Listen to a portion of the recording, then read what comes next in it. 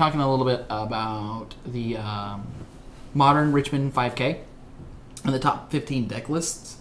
One of the things that's really cool with MTGO is we see a shift both ways. You'll see Magic Online decks sometimes ease their way into Star City 5Ks and that kind of stuff, and vice versa. We'll see a lot of the well-placing decks here kind of do the same. So we're going to cover the first 15 decks, and then we're going to talk about the top performers real quick.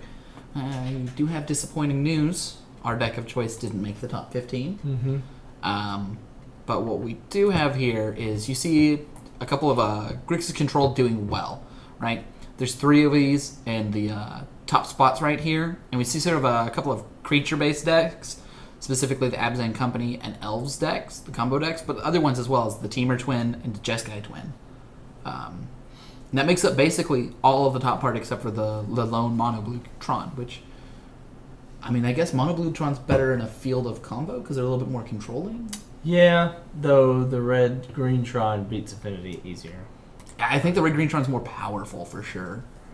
We have more Twin, and we see where all of this glut of burn is, just 11 through 14, it's just burning out everything. And then another combo deck. We don't see Storm as much because it's a little inconsistent. And Jund as the only sort of just mid-rangey good stuff deck. I think Jund is getting replaced a lot currently by Abzan. Mostly Abzan Company. Yeah, the Abzan decks, but also the Grixis decks kind of fit that same spot of being these kind of really good, I mean, mid-range and control aren't that different. I would say the most control-oriented deck in the whole list is probably Mono Blue Control, or Mono Blue Tron. But yeah, we're going to start with the top and work our way down. We've got Grixis Control, in first here, and it's running the normal numbers. We are seeing less Anglers and Tassigers in this list than most run. Usually you're seeing a 3-2 or a 3-1 split. This is a 2-2. I like that a little bit better. I mean, once you get one of each down, you don't really need more to finish the game. You'd probably rather have more removals to control till you get those. That's true. And an important part is in Standard, Tassigur's a lot better than a Gurmag Angler, but in Modern, you're not normally getting to the 4 mana that often, and the point of power does change the clock by a whole turn at times. Not to mention it blocks the Tassiger. It blocks the Tassiger and the often blocks Termagoyf. Siege Rhino, Timerwave, all those matter. That 1 power matters a lot. The cost difference is important too, right? That is cost a whole other card, but that means less in Modern than it does in Standard. We see the main board cards that wreck Brad's deck right here. Right? Yeah, the commands. Nice. But you're seeing a lot more commands. Something to note is this is a 6 command deck. This is a lot of expensive, powerful spells. People one-upping each other, just 1, 2, 3 up. And at some point, a deck's going to come underneath these decks that are building. You know, you'll see something like an Affinity deck or a Burn deck be very successful at a tournament after all of these Grixis Control decks that have to one-up each other in these other decks. But we still see a good amount of cheap stuff, right? We've got Lightning Bolts, always 4. Dispel, very strong. I mean, can you think of a match that doesn't have anything to play? Yours is one of the worst matchups to have a Dispel in, right? Yeah, and I do run the 4 of the 4 damage spells, so yeah, I do have targets, just not the best targets. I do like that they moved up to 4 terminates. I think that's very good. Destroying a creature of any kind cannot regenerate is pretty powerful. Yeah, and they get that flexibility with having 1, 2, 3, 4, 5, 6, 9 main board counter spells and a discard spell. You can afford to have a couple of dead slots against something like, what's a pure non-creature deck? Something like maybe a Tron, which doesn't always play a creature, or certain variations of Storm. Usually only does it when it goes off, right? They don't usually have the Goblin just sitting there. Sometimes they'll throw it out and pass around, but yeah. But there are creatureless decks, but having 9 main board counter spells, you can afford to have a dead draw or 2. Yeah, I think that's why they're moving away from the creatures themselves. Yeah. The sideboard's pretty nice here, too. Brad was commenting on the Izzet Staticaster. That thing is very good against most decks, I think. It's good against small creature decks. It's good against Affinity. It probably isn't too good in the mirror match, but other than that, you're going to be using that a lot, I think. I wonder if it'll ever make it to the main board. I could see that future, right? I mean, even if we just look at this deck, one of the premier decks that runs big creatures, It does kill of Vendilion Click and the Snapcaster mages, and you can cast it in response. I wouldn't normally, but if you had one main, it wouldn't be completely dead. It wouldn't be terrible. And can it also hit players? No, I'm it not only hits sure. creatures. Oh, okay. Yeah, but it hits all those creatures. Seeing token-based strategies and that stuff. But a lot of the decks will have one is at Static Caster. And let's not forget that it hits all the tokens of the same name, too. Yep. That's the reason they're using that one. It really helps against the Soul Sister variations. We have the Fulminator Mages, which is a Tron-based deck. I think that people are running Fulminator Mages almost exclusively for Tron. Pretty much. It doesn't really do much against most people. You have better stuff to pull in. But they've got a really nice counterspell suite, right, with the Dispels, Negates, Vendilion Click, Karanos. All these are slower cards. And then, against something like Affinity with Brad's deck, we have Engineered Explosives, a Static Caster, Anger. 2 Angers. They might pull in the Damnation. I'm not really sure because I don't play the deck. It's a bit slow, but it does get the job done. Yeah, and you just count the things they're siding out. They're siding out Thoughtseize.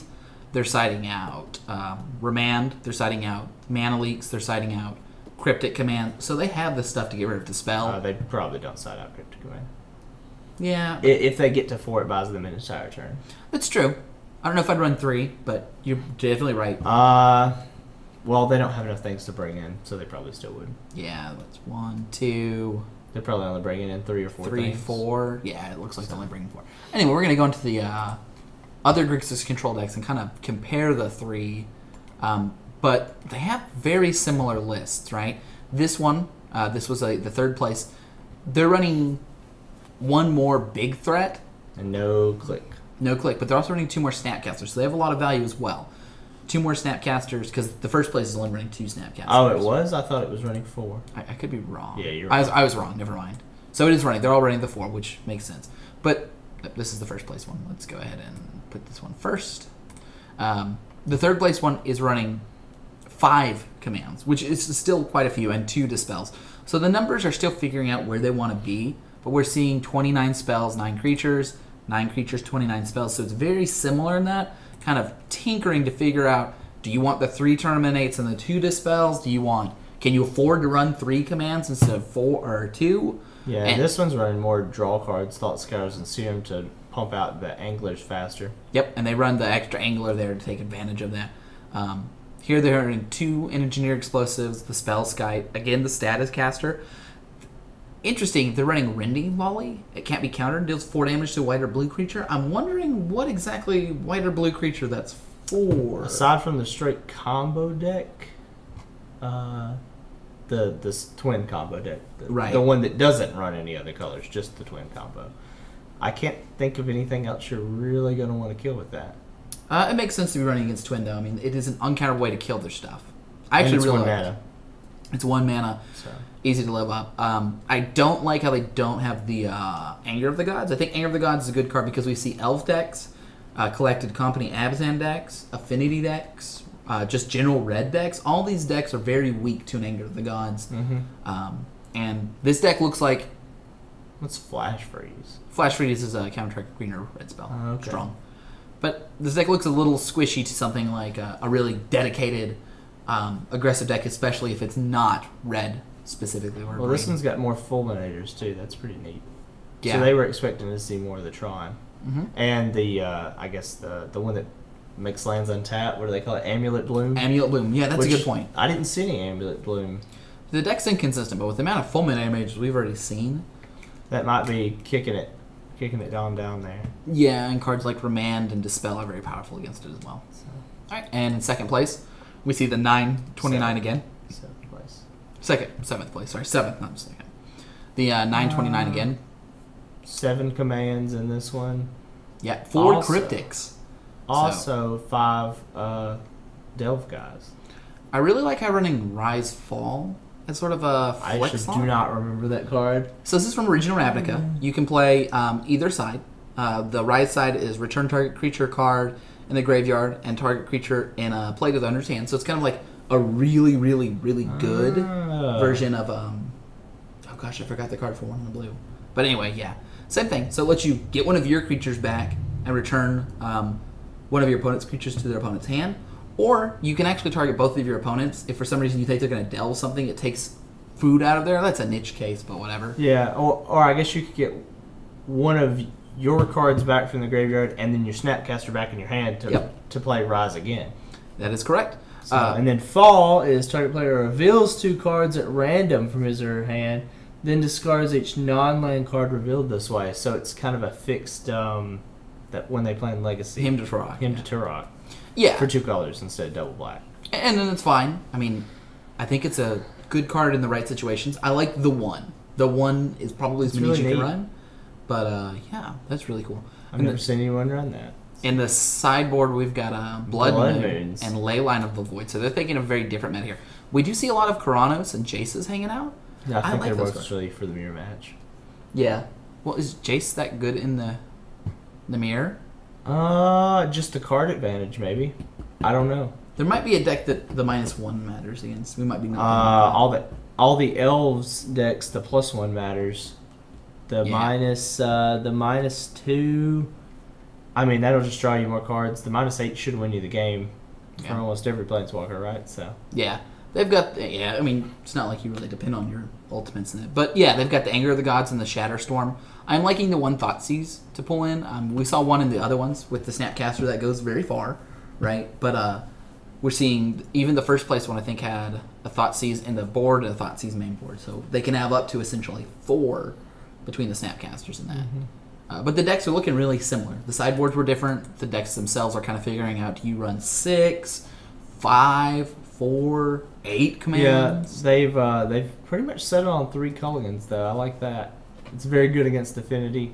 It's a very good card. It's good against a lot of decks. It's good against Tron. It just fits in against a lot of one. So we've got this Elves combo deck.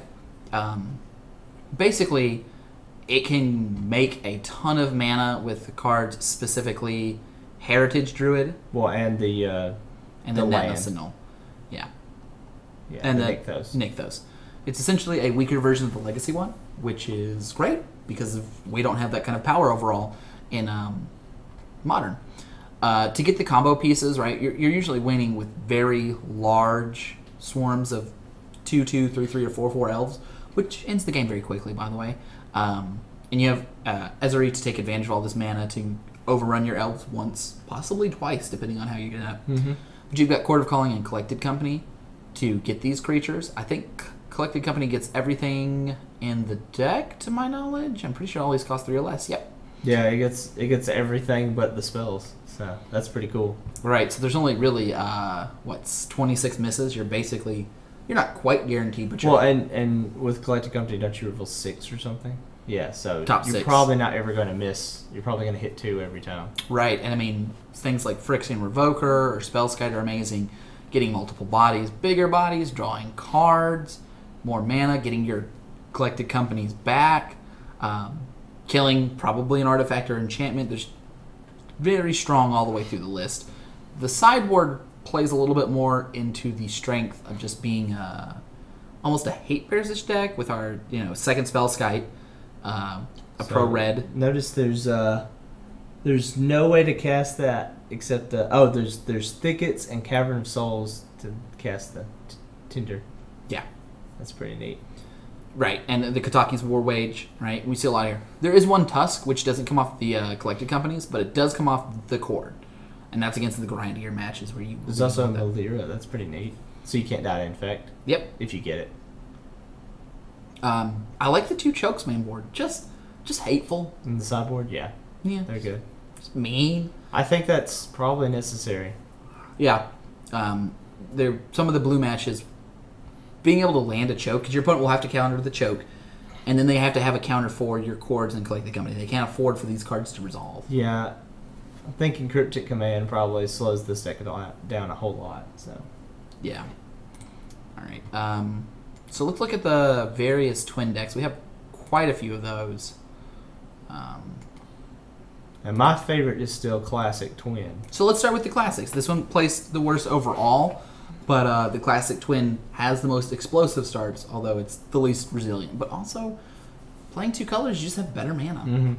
Better mana. This deck does exactly what you think. I like the 1 Karanos main board.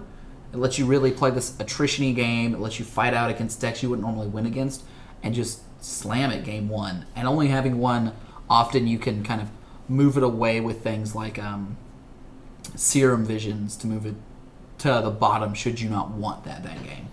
And you also have the roast main board. That's pretty neat. Yep. Just being able to deal with a big creature. At this point, 5 toughness creatures are Pretty quite common. And with your Snapcaster and your roast, you can take out quite a few. I mean, that's 2 big creatures, and most of the games we saw, they only have 4. It's interesting this one's only playing 1 spell snare. So Yeah. I've seen a lot of versions play way more than 1. So We didn't see that many 2-mana spell counter spells. We saw some in blue, but I think people are moving away from spell snares, which is weird because affinity is always there, and spell snare is one of the few things that can actually stop them on turn 1. Snapcaster is always there, right? I mean, that's one of the other main reasons to run it. We've got the 1 main board breeding pool. I think that's out of the board for the grudges. And the Desolate Lighthouse, the Hollowed Fountain. So there's a lot of things going on with the sideboard here, right? Between the Ancient Grudges and... It's mostly just the ancient grudges. So they do have the static caster. Am I missing why the Hollowed Fountain's here?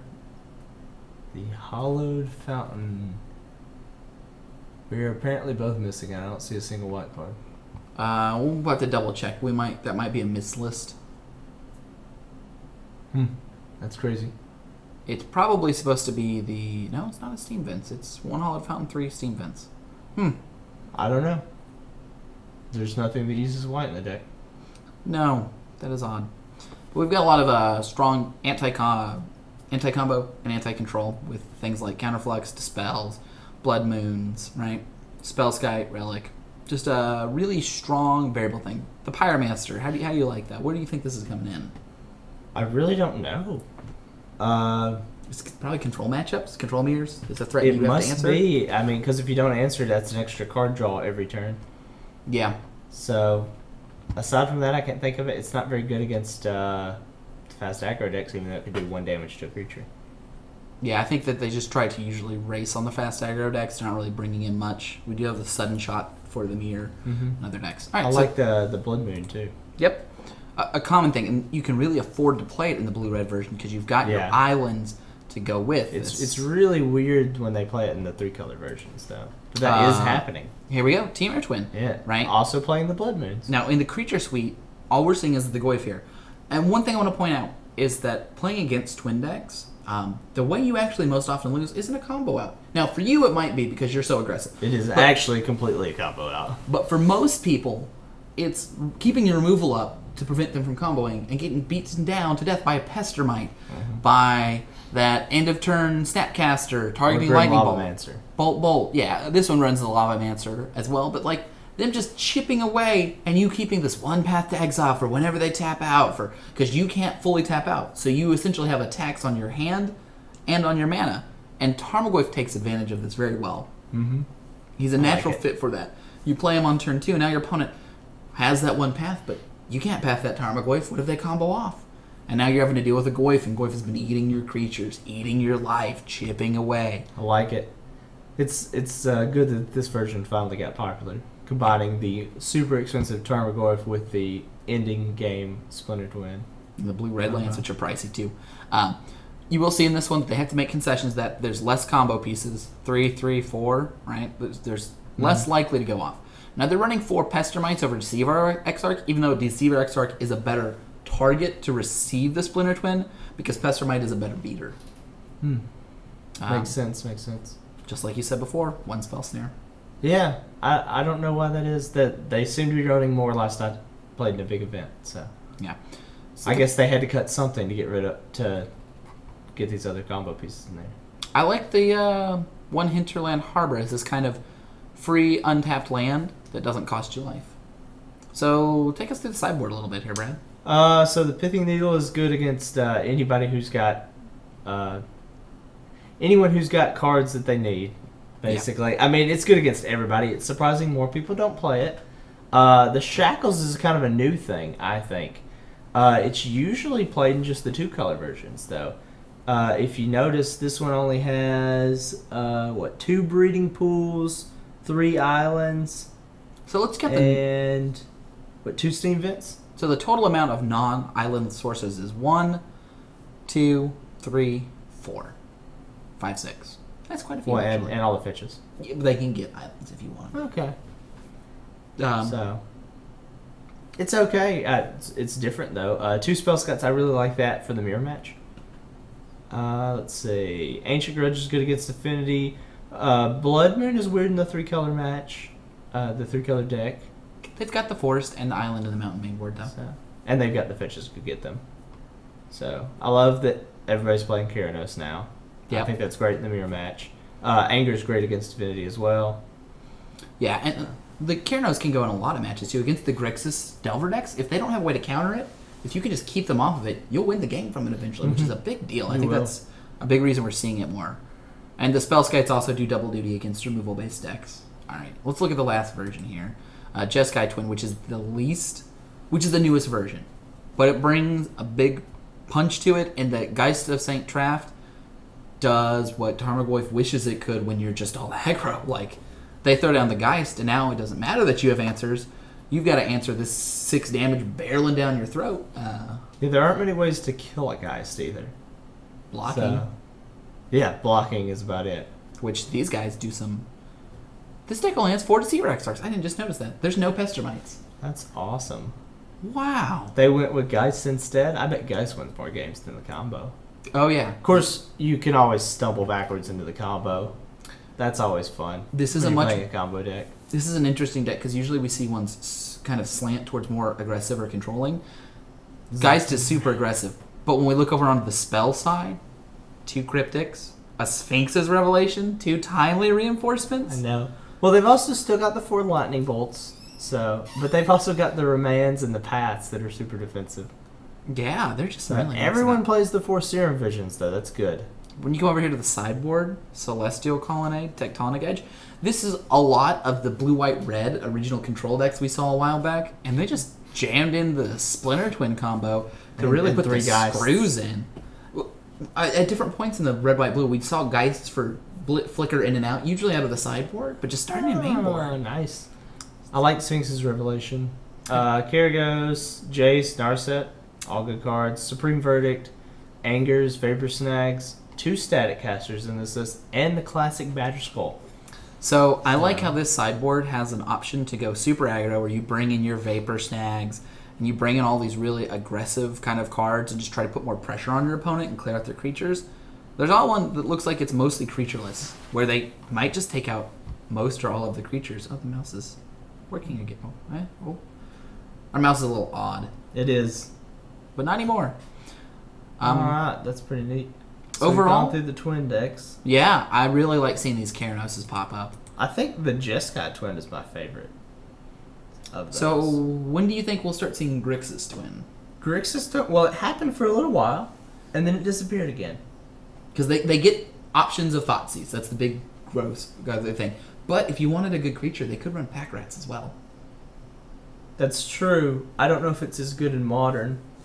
We've seen Pack Rat blip in and out, but it's the kind of threat you probably want to answer. And the fact that you can leave mana open to play your instant speed guys, but just play a Pack Rat's nice. But yeah, we'll have to see if it's there or not. Alright, so let's kind of open up the odds and ends. We're going to save Burn for last, just because it's Burn. We should probably start with Jun. Alright, let's go over to the Jun then.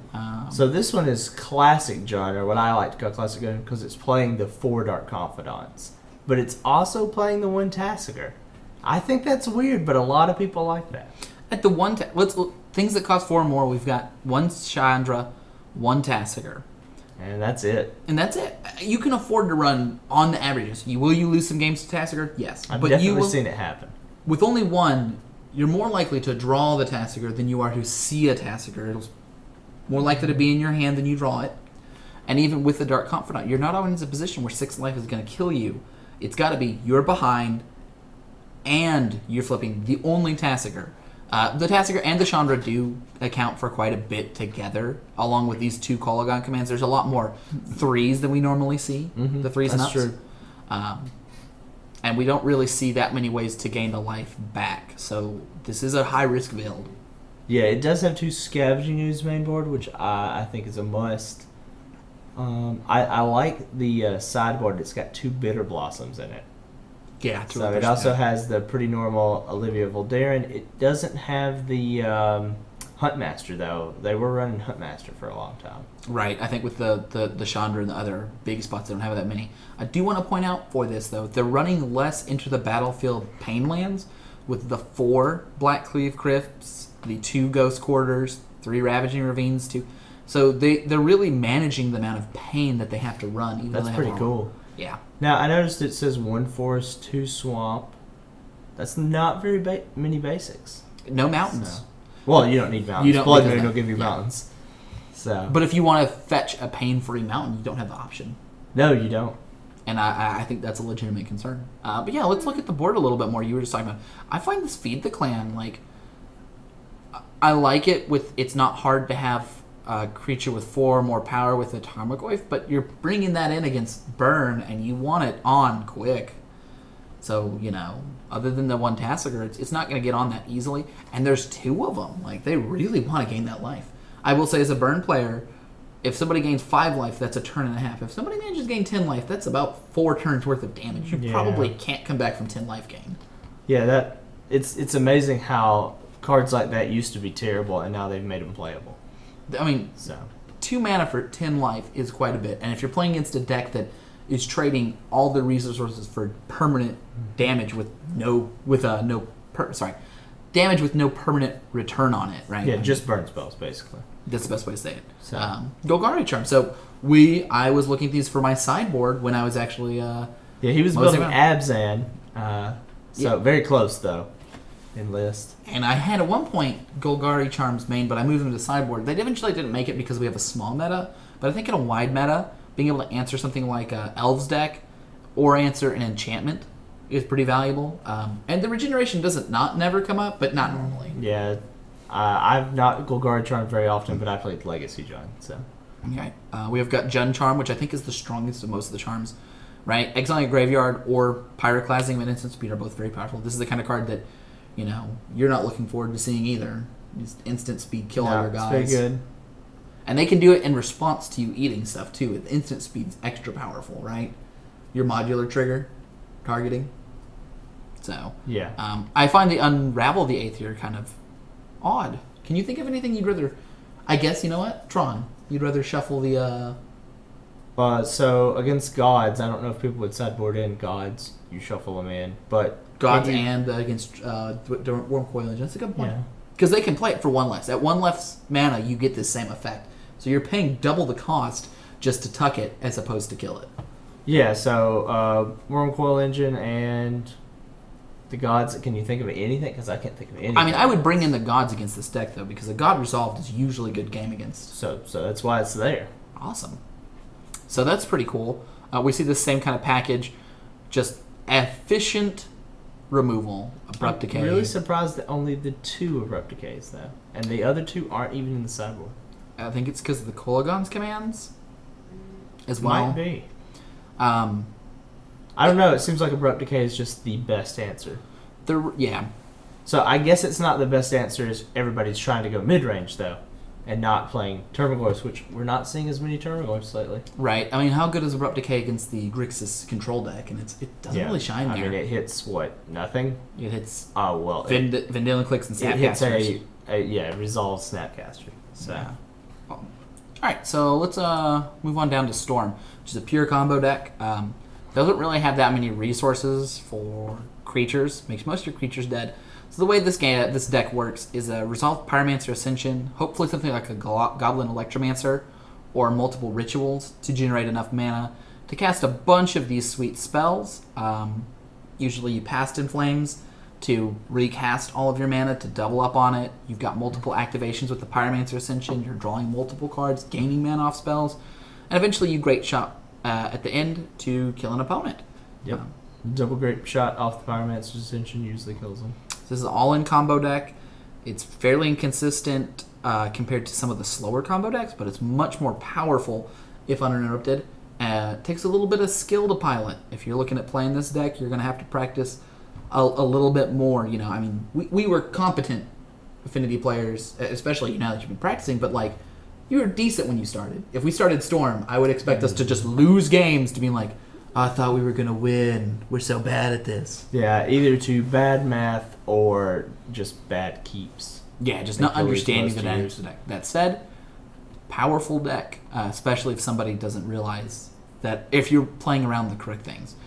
Out of the moon, we've just... Or sorry, out of the moon. Out of the moon, we have Blood Moon! We've got defensive cards. Defense Grid, Blood Moon, Echoing Truth. Alternate Win Conditioning, Empty the Warrens. Even Lightning Bolt. That is... Lightning Bolt, Empty the Warrens represent alternate win conditions. You can bolt somebody multiple times with this. But more importantly, Bolt kills problematic creatures. Shatterstorm. What way is Affinity just that bad for these guys? I guess it is. I mean, Affinity is so quick, and since you have so many rituals in this deck, you might be able to do that on turn 2 or 3. It's true. And turn 2 or 3, Affinity doesn't usually have anything in their hand, so that would probably be game over for them. Yeah. At least for long enough that you could go off. It's true. Storm. You could turn 3 Shatterstorm very realistically with what? Yeah, one. Well, the draw plus all the, yeah. I guess Desperate Ravings and stuff. It's true. That's a good point. All right, so let's go down to Mono Blue Tron, which is the most controlling deck on this list. The creature suite is reflective of having the Urzatron, which lets you provide 7 mana across 3 lands. You've got Wormcoil Engines, which are terrifying. Platinum Angel. Now, you can't win the game if you're staring down Platinum Angel. Spellskites to protect and to slow down combos. Sundering Titans to kind of clear out, especially against these 3-color decks. Being able to shoot down 3 of their lands, and probably none of yours, because most decks run some kind of blue, is very painful. Right? I mean, once you're down 3 lands, it's usually all or all but 1. The Treasure Mages. Yeah, and the fact that people are playing the dual lands, or the shot lands, means that you could theoretically hit ones that were off color. Yep. But hit 2 islands when you're actually hitting a mountain and a swamp or something. That's correct. You can hit the Steam Vents instead of your island, and then you can hit their Blood Crypt for their mountain, and then you can hit their mountain for their mountain, even though they had so 3 you might get 3 or 4 of their lands depending. Yep, we saw some of those runs from there. Yeah, because some people were running a land that was off color. So what do you think about not running any Karns? Any Karns at all? That No Karns. seems really weird to me. And only 1 Ugin. Usually people run multiple Ugins and multiple Karns. There are 5 total targets for essentially Tronning up. We do have 2 Treasure Mages to get them as well. So this one is also running the Dominance and the Void main board. Mm-hmm. So I don't know how often people run Talisman of Dominance main board. For the blue-black one, I think it's fair. For the blue one, it's moderately common. It's pretty common. Now, the Chalice of the Void, I think that's kind of new, isn't it? In the main board? In the main board. And then the Mindslaver lock is what they're really trying to do. That's right. They also have 2 more win conditions out with the Mindslaver lock and the Treasure Mage. So they have a fair bit.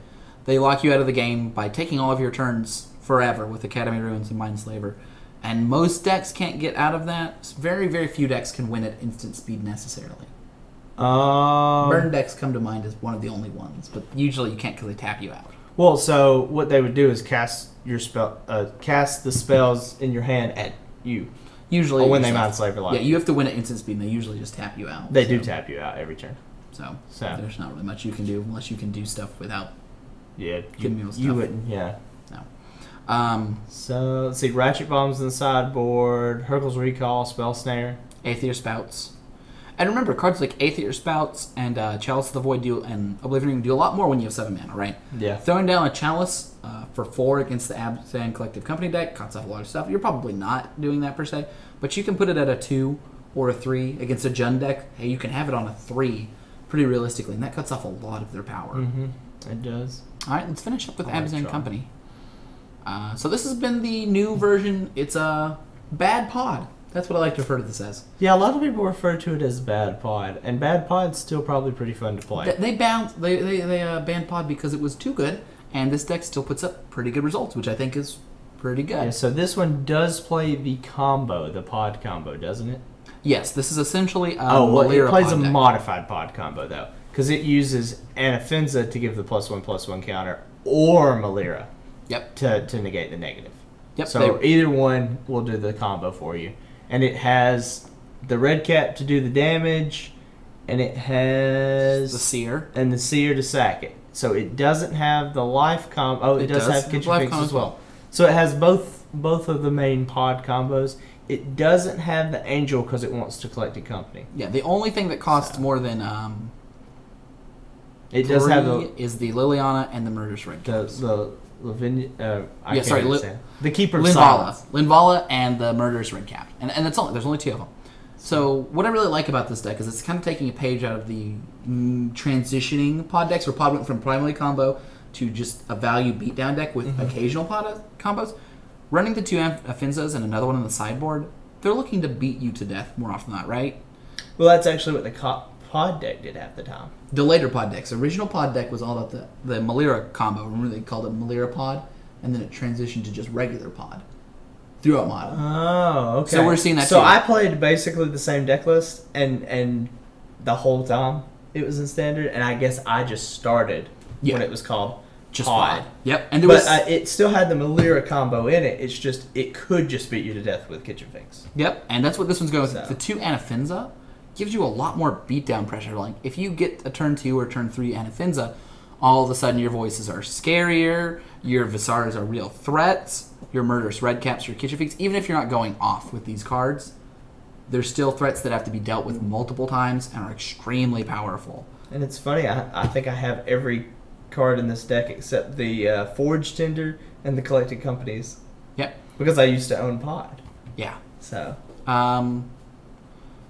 Nothing particularly super exciting here. The Anafinza. Eidolon do? Oh, the Eidolon of Rhetoric. One spell talks per turn. a lot. Nice. It's the Eidolon I would be. Yes. It slows down the control decks from drawing multiple cards. Eidolon of Relic. It also stops Storm. Storm can't usually win. Storm is very, very much stopped by that card. And you can cord for it. Yep. And the only way that Storm can still win through it is if they have usually the flashback card. Sometimes they can get away with just casting a flashback cards, but that's about it. It's very hard for them too. Oh, really? Yeah, because they can flashback all the cards. They can play a couple cards, flashback the cards. So if they had enough if they had enough, what are they called? I don't know what you're trying to say. Mana rituals. If they have some mana rituals. Well, you can only cast one spell per turn. Oh, it's cast. I thought it was the one that draws more than one card. I'm completely wrong. No. This one's way better against So this Storm. is just Storm. Okay. I thought it was a drawing 2 or more one. I mean, it's also a 1/4 against burn decks. That might slow them down. But you probably have enough to slow them down. So. This one also plays 4 voices. I really like that. So how do you feel about 2 Gavany Township? How many were you running when you were playing pod? I think I was running 3. Okay. Yeah. I'm a little surprised. How many Horizon Canopy did you run? None, actually. Okay, so this is a little bit more combo-tastic right there. Yeah, that's great. I love that it's got paths, too. Didn't used to run paths in mine. So how do you feel about the uncastable Magus? You can only... in the castable, you Revelark have to cord it or collect a company it. Or Revelark it. Or Revelark it. Well, that's actually probably easy. Now, I don't know why we're wrong. Birds of Paradise it. Okay. Yeah, that makes sense. I like the main board spell, Scott. The Pontiff is one of my favorite sideboard cards, actually. So tell us a little about the Pontiff. Okay, so the combo in pod was you would cast it or pod for it. It would come into play, and its trigger would happen. You would choose usually the -1/-1 for your opponent's creatures, but you would respond to your own trigger by killing your Pontiff and then killing the creature at haunt, so that their creature would get -2/-2, like that. Yep. All their creatures. And so you were basically pyroclasming their side of the board. Right. And you'd probably, scry a couple of times while you're doing that. So one of the advantages to pod with that is when you were potting away or potting into things like Orzhov Pontiff, you were getting value. This deck doesn't get the same kind of value. Yeah, it's not broken like pod was. Because Collected Company does that. Collected Company has the strong advantage of being an instant, though, which is very powerful as well in a different way. It's less selection and less overall power, but again, pod was banned. So playing to the strengths of Collected Company and not trying to make the deck 100% pod helps as well. And things like Path to Exile and Court of Calling give you a little bit more flexibility. Just because you can't search up, you don't need this really perfect curve. You just need a higher density. Yeah. And the coolest thing about cord that we should mention is you can cord for a higher mana cost than what you're actually going to get just to throw them off. Yeah. Because some people, you're cording for 3. Well, Spellscut's not 3. Yep. And then you go get Spellscut. Yeah, that's a really good point, right? And you can do that in response to them casting something. So you could theoretically, they cast something, you court for spell scott and retarget it. Yep, and they don't counter it because they're thinking of your 3-drops. They're thinking of, I don't care if he gains the life from Eternal Witness. Yeah. Or, well, that's basically a 3-drop. Well, you didn't mean Eternal Witness, but yeah. Or, I mean, Kitchen Finks. You don't care if he gains the life from Kitchen Finks. Yeah. So. That's really exciting. They're not running... So, in fragile combo decks like this, would you be tempted to run one Dryad Arbor? Because they're not running any Dryad Arbors. Or do you feel like Dryad Arbor's not worth a slot? Remember, Dryad Arbor is the 1/1 Does it untap a land? No. Untap a forest? Dryad Arbor. Arbor Dryad? Oh, it's the creature that's also a forest. I did it backwards, sorry. Arbor Dryad, the 1/1 forest creature. Yeah, it is Arbor Dryad, I think. Man, I own a bunch of these too. Anyway, yeah, that is a little strange, but I guess the mana's too tight? Well, it could be that they don't want that many basically comes into play tap lands because, you can't use it to begin with. You can get it with Collected Company. That's cool. You can get it Collected Company, but you don't want to get it with Collected. You'd rather have a real creature. Of course, yeah. And you're so likely to hit this. It's odd that they're not running that, though. They are running the canopies, though, which is way better than what I was running, which was just basics. Well, it's probably because we're not in a Liliana-focused meta. Although, I will go ahead and say, with the strength of Grixis Control, one of their weaknesses is sacrifice outlets. When you spend a lot to get on a 5/5 or a 4/5, a Liliana Resolved often will get rid of that. And they're going to spend another card to get rid of it. So I wouldn't be surprised if we see more of a swing towards a Liliana. And I think it's one of the reasons this Jund deck is running 3 Lilianas. Usually you see 3, but I think that's one of the strong matchups they had was seeing these Grixis decks where they put a lot of resources into resolving one creature, and you can deal with it. And Dryad Arbor Dryad kind of answers that. All right. That's true. I think we've gone through everything with the burn now. Oh, I forgot about the burn. Burn's going to wrap us up. All right. So before we open them, we haven't looked at the burn decks yet. Are you expecting big variation or basically all Naya variations? I bet they're all basically Naya. All right. I hope you're wrong in the first one. I hope I'm wrong too. All right. Normal package?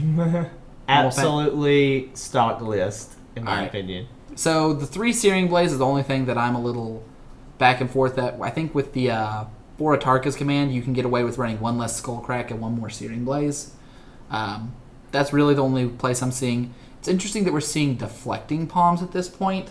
So I had someone play that against me while I was playing Affinity, and it stopped 1 attack. Right. That's it. Now, if that 1 attack, if they're racing you and that 1 attack is your Skullcrack, it's my death. Yeah, but it wasn't. Yeah, I don't think it's quite there. I see the reasons you're bringing it in with the influx of 5/5s, right? The Anglers. Against the Affinity deck, it doesn't have to be bad. You can kind of manage their stuff correctly. It'd be much better if it did it back to the creature that did it. Or let you choose. It lets you choose, yeah. I don't think it's playable overall, really. We see there. I mean, I'm not saying that it's... I don't know. They must know something that I don't. They could have seen another one. I mean, probably. I'm not doubting Michael Fay here. I'm just saying that's a big slot. And with Core Firewalker, you're already kind of wanting up in the mirror. Yeah, I'm a little surprised... that Core Firewalker is so expensive, actually. It's only played in this one deck. Yeah. I think it's a lot better than Dragon's Claw. Is this also a reprint, right? The Firewalker? The Firewalker is from World Wake. Oh, okay. What's the one that's pro-red that was there before it from, like, Kamigawa? Can't recall. Okay. All right, let's look at this next list. And here we go. 4 Searing Blaze, 4 Skullcrack. They're not running the Green Splash, are they? Nope, they're not running the Green Yes, they are. They're not running the Atarkas, even though they're running the nice. Striker Boat. Interesting. I think that that's just strictly worse because of the Skullcracks could just be Atarka's commands. So, I mean, I guess it does make your mana a little bit worse. Also notice they're not running any basics. Except for mountains. No, I mean, who's bringing in Blood Moon against Red? I guess that's true. They're too fast. You can't afford to play a turn 3 I hope I get them off of their cards that aren't going to kill me. That's a good point. Yeah, I would never do that. It's just too risky. That's awesome that you don't have to play basics because you're too fast. Yeah. And it just affects the mana base so little. Yeah, they're only really... He could be running the Tarka. It's basically free. He's got the Stomping Grounds and all of these fetches like normal. I think it's just better than the Skull Cracks. The only thing I can say for that is he saves a little bit of life. But I don't think it's worth it. I don't think the small amount of consistency... good in the mirror match. Well, I mean, Atarka's Command does have the other modes of +1/+1. Sometimes you deal 3 to your opponent, and you just deal a ton more damage. And that's really valuable. Yeah. I mean, it's weird, though. They clearly do something right, though. Maybe. I mean, they are 12. Oh, so yeah. let's go on to the next list. They've got the Rending Volleys. I love the Rending Volleys. All right. So this one's a little bit different. It has the Ancient Grudges, but not the other. The Tarkus as well. Yeah. Let's look at the creature base to make sure we're not missing something in the creature base here. They are all three the same. Yep. And this is very similar So to this. Pink Eruption, yeah. What are we seeing different here? They have a Shard Volley. I like that. Yeah, the one Shard Volley. The first Shard Volley is really good. I think you can run up to 2, really. Maybe. But let's see what the last. So let's see. How many lands were each of them running? They're probably already 19. Yeah. A couple more lands, and I think that's kind of a concession with the Shard Volley. And the neat. last one right here is running 19. A little bit different creatures, right?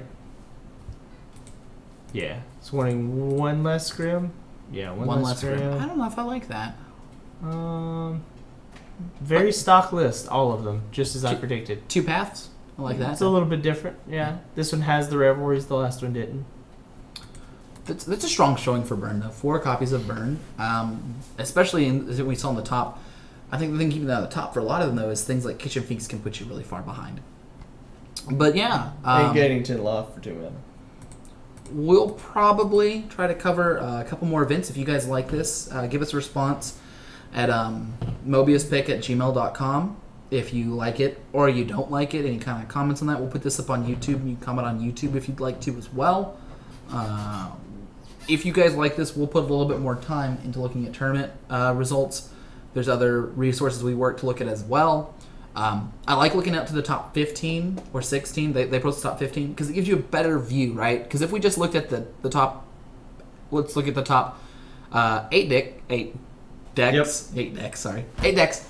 How was Burn? Would you play Burn in the top 8 decks? It doesn't look like Burn would make it to the top 8. No, it looked like trash, right? Yeah.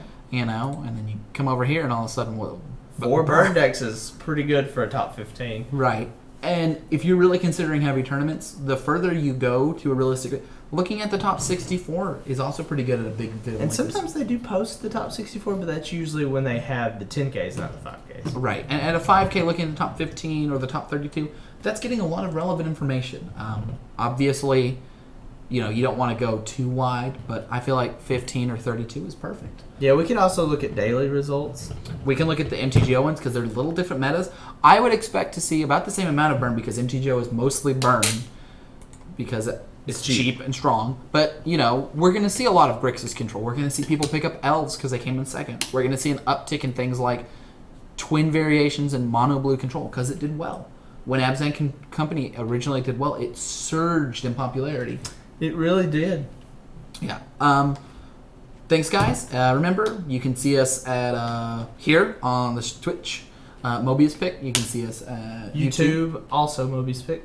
and you can contact us at mobiuspick@gmail.com. Later.